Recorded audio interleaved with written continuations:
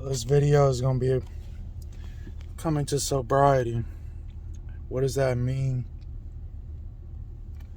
What does it mean when you're in active addiction? What does it mean? How do I fix this problem?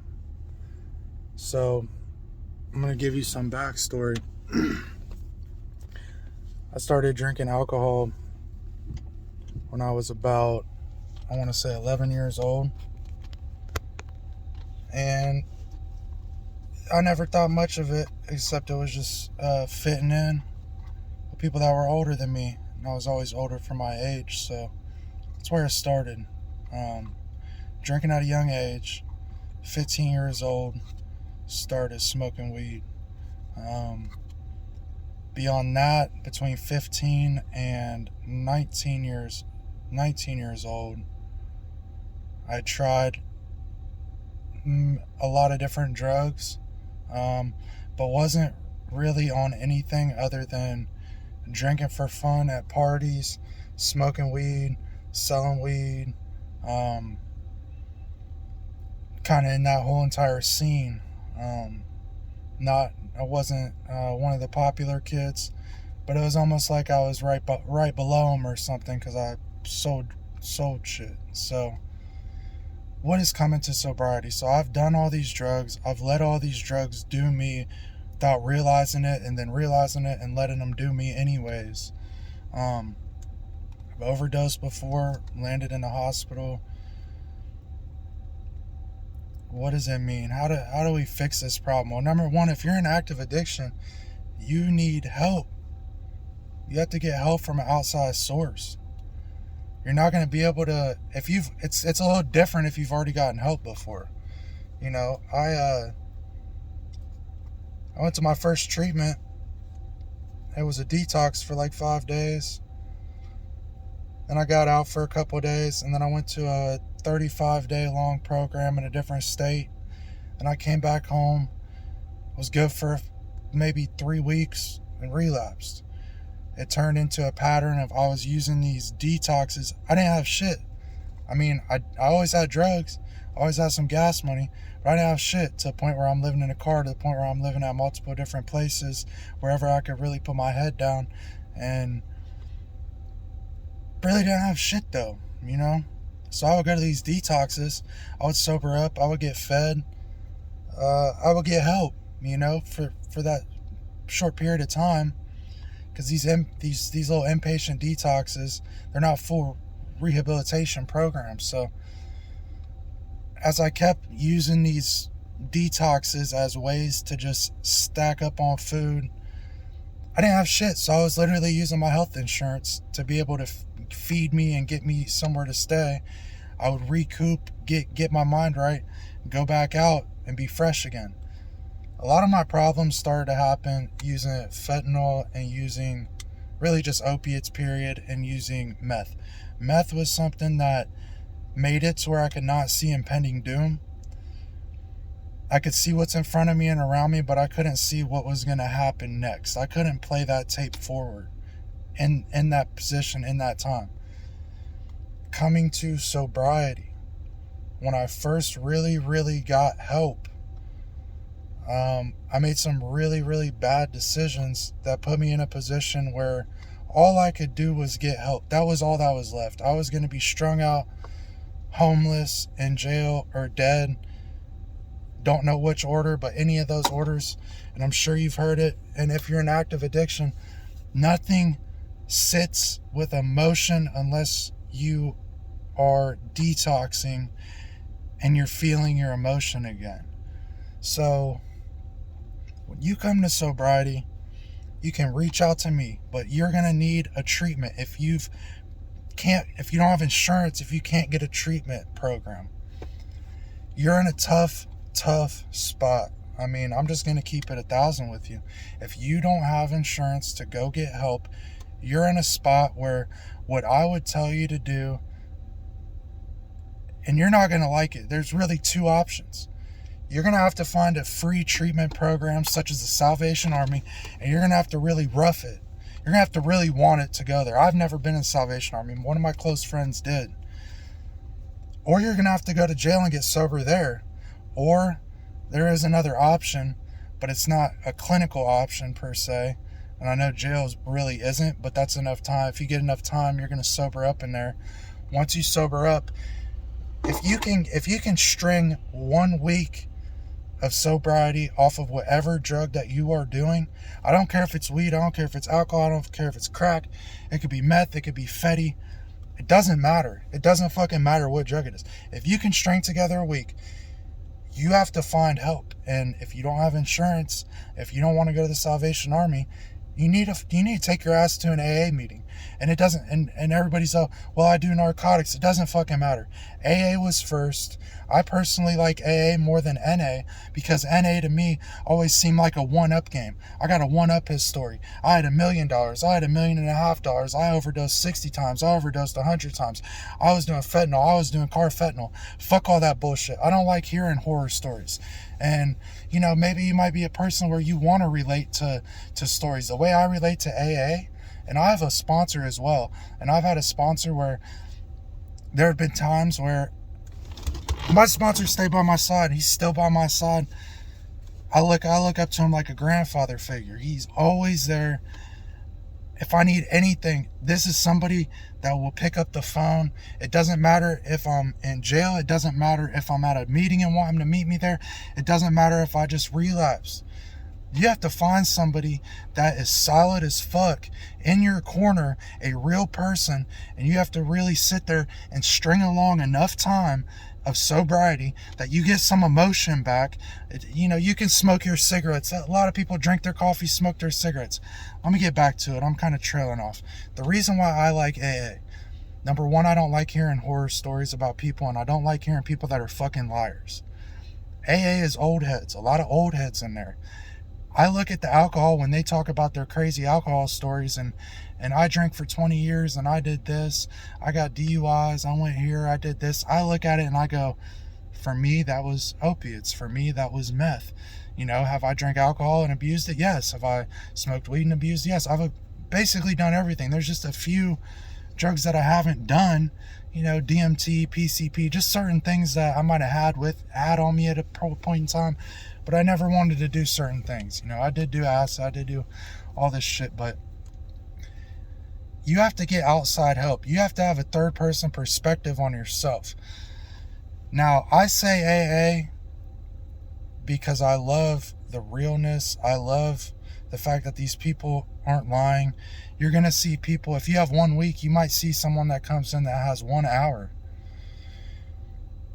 What you've got to do is get outside help. And I know I keep repeating that, but that's the reality of it. I've been down so bad to a point where I've made decisions and mistakes where I've had to call that suicide hotline before because I did not know who else to call. I had no idea who else to call. And I was just at that point where I needed to hear somebody that was sober tell me that it was just going to fucking be okay. Now, if you want sobriety, you have to want it as bad as you want to get dope. I've spent Christmas Day getting dope when I should have been with my fucking family the whole day. Getting dope when the plug says, "Oh, I ain't gonna be available today," and after he said that to me Christmas Eve, I'm still hitting him up Christmas Day, and what do you know? He comes through, sitting out there throwing up, dope sick. Get my dope, and it's so strong that I'm throwing up again, but at least I'm not sick. Some other things that you can do, if you guys are someone that's been to a treatment program before and you've relapsed, make your way to an AA meeting, get online, search AA near me, go to a meeting, no matter how fucking nervous and anxious you are, walk in there, find somebody that has years, at least 5 years of clean time, and you need to get their number. And you have to call them. And you have to go to that meeting. When you want to go get dope, you got to find a meeting. Or you need to call that person.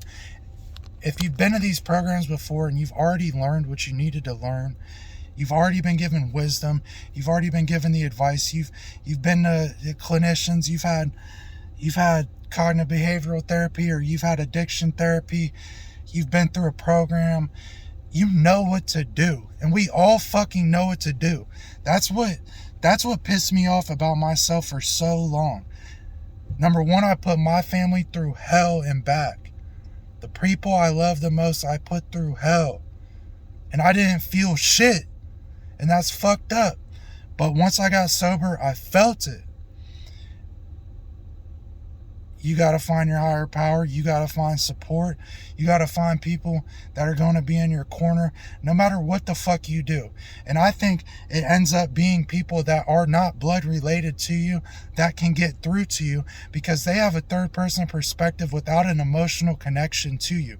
If you died, they might not care. And that's actually what the fuck you need.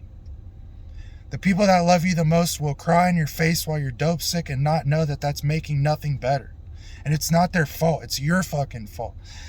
I got on opiates hardcore for about 5 years because I had a life and death surgery, and I came out of it. I was on Dilaudid intravenous shots every 3 hours for about 3 weeks and a perk 10 in between. They sent me home with 90 Xanax and 110 perk 10s, and it went from there. When the perk 10s ran out, I was getting 30s. When the 30s ran out, I was getting the bad. I called it the bad, the Fetty. I was around when it was gray. I was around when it went white. I've overdosed off it. I've made so many bad decisions, and I can tell you right now, this is the only vice I have.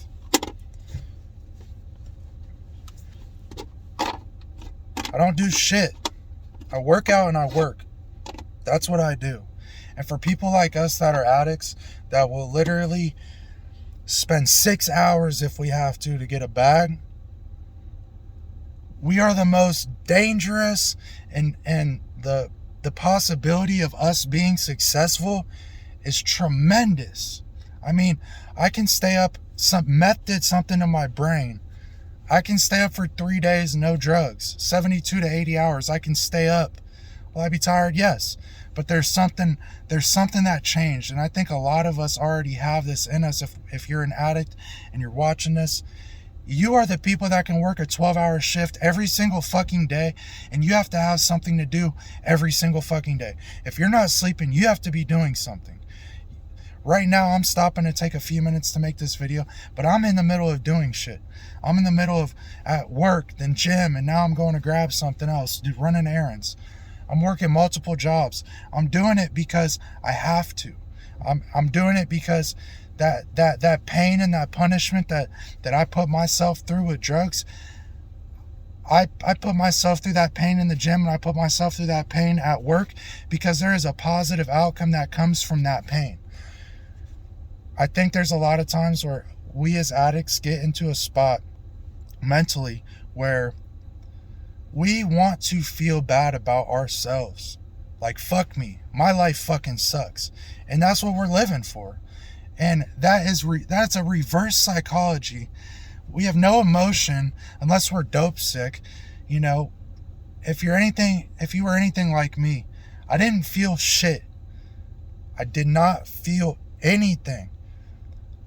I'll tell you a story and then I'm going to get off here. And if this video does good, I'm going to start talking to you guys that may be addicts or may be in recovery and you may be struggling, because it's something that I promise you, I've got so many stories and so much knowledge. I've been to so many treatment programs. I've had so many coming to God's. I've led astray from God. But I'm going to tell you this story. I was in a detox. My family was distraught. I was coming off of meth and fentanyl and coke. That was my 3 pieces, what I called it. That was my drug of choice. Meth, coke, and dope, and getting that natural dopamine, if you know what I mean. So I would mix these things. So I went to a detox. My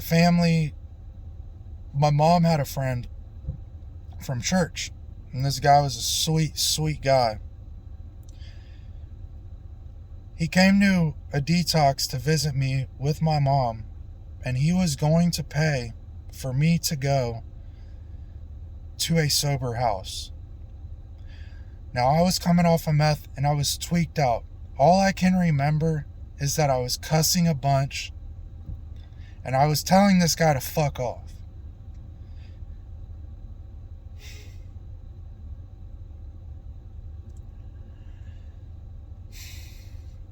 So, down the road, and I can't even remember this guy's name. I have memory loss problems. I've been going to this church as much as I can with my schedule. I was able to be there to plant a memorial tree for him because he passed away. And I helped plant it with the pastor of the church. I'm just trying to give you that story to give you some perspective. We get in this mindset when we're on drugs and when we're coming off of drugs where it's just a selfish, destructive, depressing behavior that goes in a circle, and we can't get out of it. And I came to sobriety and to put that tree in the ground, to be here, to be alive, to be able to put a memorial tree in the ground for this gentleman that all he wanted to do was help me, and I was so fucked up and strung out of my fucking mind, and I told this guy to fuck off. I'm just giving you a comparison of what it could be, you know. I'm gonna end it there. If you're going through some shit, don't even just comment. If you look at my bio, you'll see my Instagram. You can DM me, you can talk to me. I can give you advice. I've been through it. I'm willing to help anybody. I have this page, this YouTube channel. I want to put positivity out. I want to help somebody. I want to give somebody advice and maybe give you a direction to go when you think there is no direction at all. My Instagram is fuck dope, and it's one word, FUCKD0PE. Fuck dope, and the O is a 0. If you need to talk to somebody, reach out to me. Confidential. I don't need nothing in return. Like I said, I'm just I have this channel to just help people. Anything I can help you guys with. You know, I work out, I work. I'm an ex-alcoholic, drug addict, and an ex-bad person. That's just it, man. Reach out if you need help. Y'all be good. Get sober. Stay sober. Find help. Whether it's insurance, whether it's AA, whether it's the Salvation Army or a free program, make those calls, make those connections. Find somebody outside of your family that's willing to help you, that doesn't have an emotional tie to you, someone you haven't possibly hurt and destroyed in life. And if you need more tips beyond that, and if this video does well, I'll keep pushing them out. Peace, guys. Sending love to all y'all. Get sober, find God. Find people that fuck with you, that care about you, that's going to be there for you. When you call them, they pick the fuck up. Peace.